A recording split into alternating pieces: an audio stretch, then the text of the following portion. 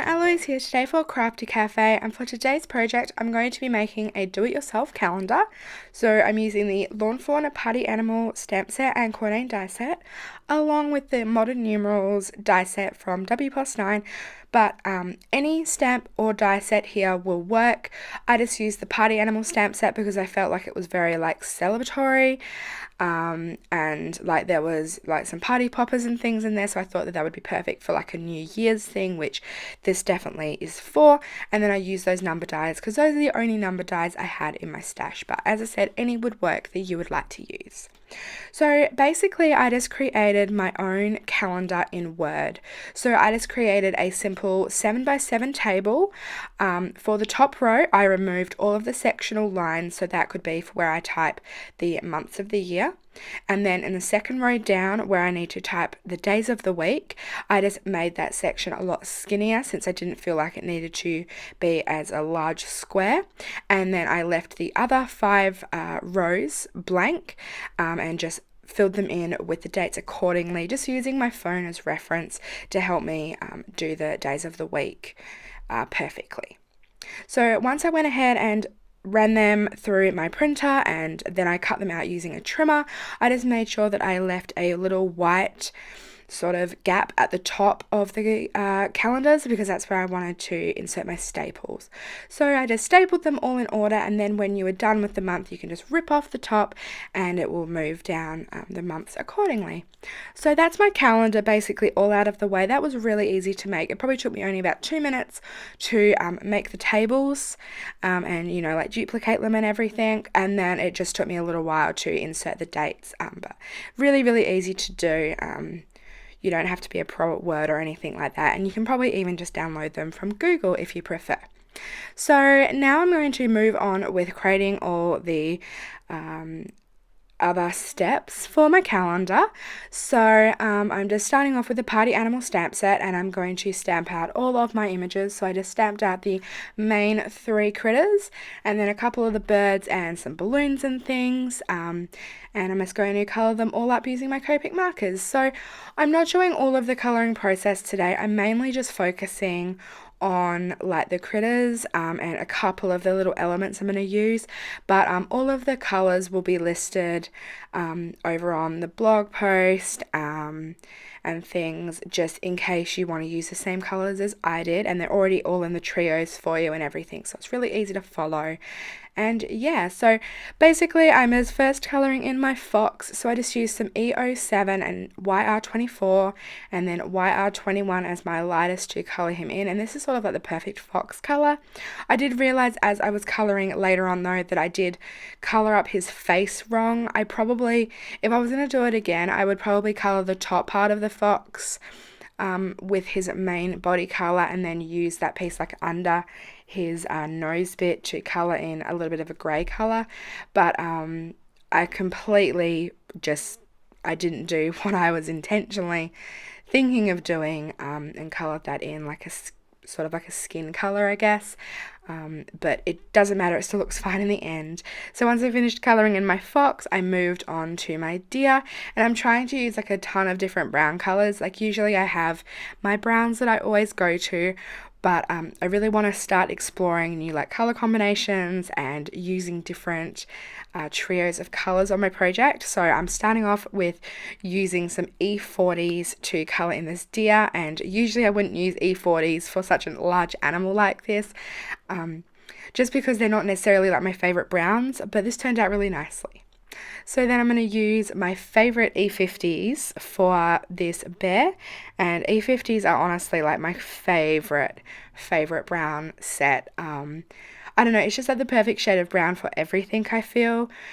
So I was really excited that I did my bear this colour. It turned out really super cute and well.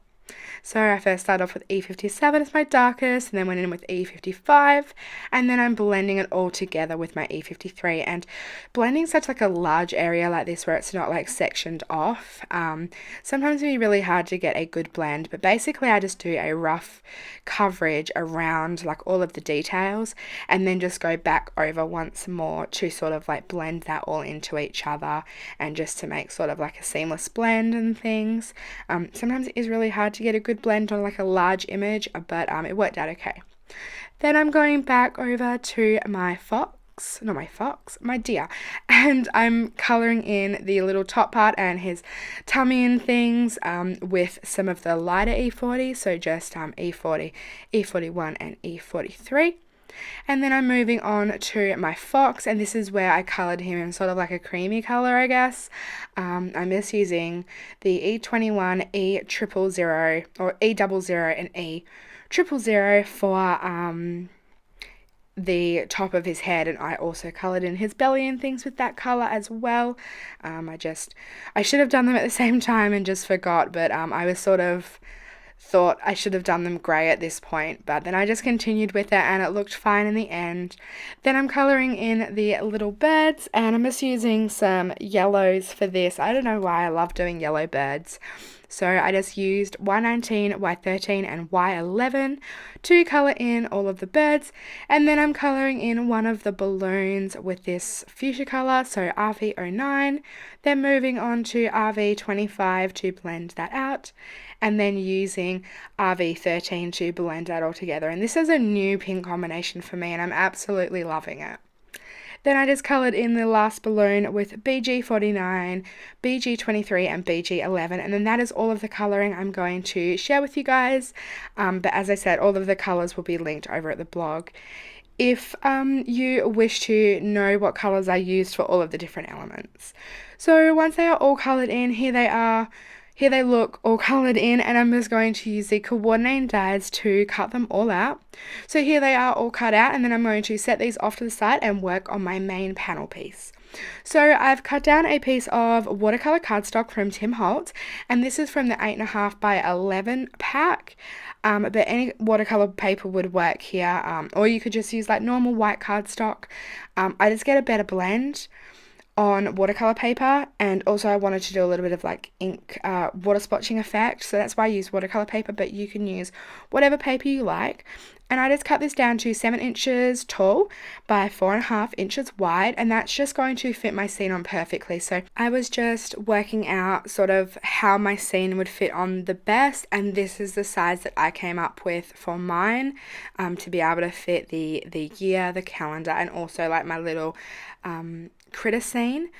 So that's what I decided to do. I cut it down to that size, and then I just ink blended on some tumbled glass and Salty Ocean Distress ink, and I also created my own mask just from some post-it paper or post-it masking tape or something, just to be able to create sort of like my own hill.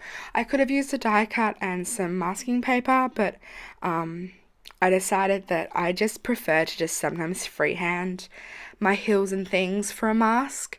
It doesn't really matter. It doesn't bother me that if it's not perfect, but it's just a little bit quicker and a little bit easier. So yeah. So now for the bottom part of my scene, I'm just using a little bit of green distress ink. So I'm just using some Twisted Citron and some Mowed Lawn for this, and just doing the same technique as I did before. I just start off with a lighter colour, faded it down into white, and then came in with the Mowed Lawn just a little bit on the top, and just sort of like just gave a little bit of a darker area, but mainly I just wanted there to be a little bit of white at the top and a little bit of white at the bottom, and I really like how this turned out.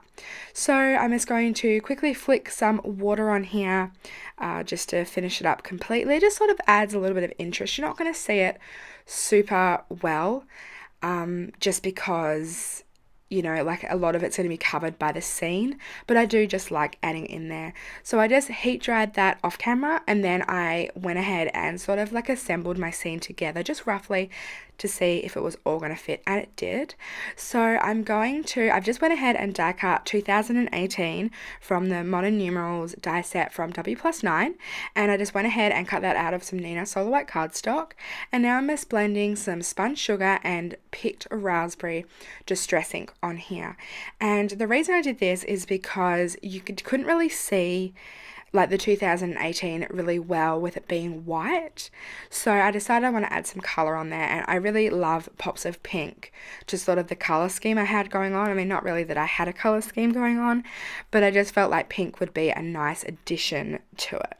So I just went ahead and just blended on these really carefully. I just sort of like flicked my ink blending tool on there a little bit. Like I didn't even really blend all that well on there. I just wanted basically just a little bit of ombre color on here, and it turned out really well. So once I finished ink blending on these pieces, I just went ahead and I'm going to adhere everything except for my calendar, basically using foam tape.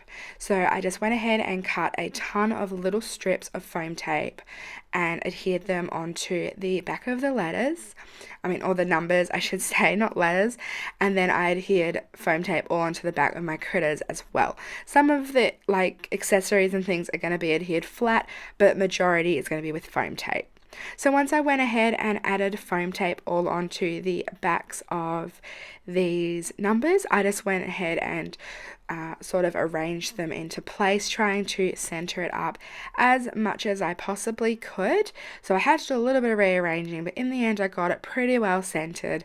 As looking back at it now, I probably could have moved that 8 over like a tad more to the right, but I think it's pretty even.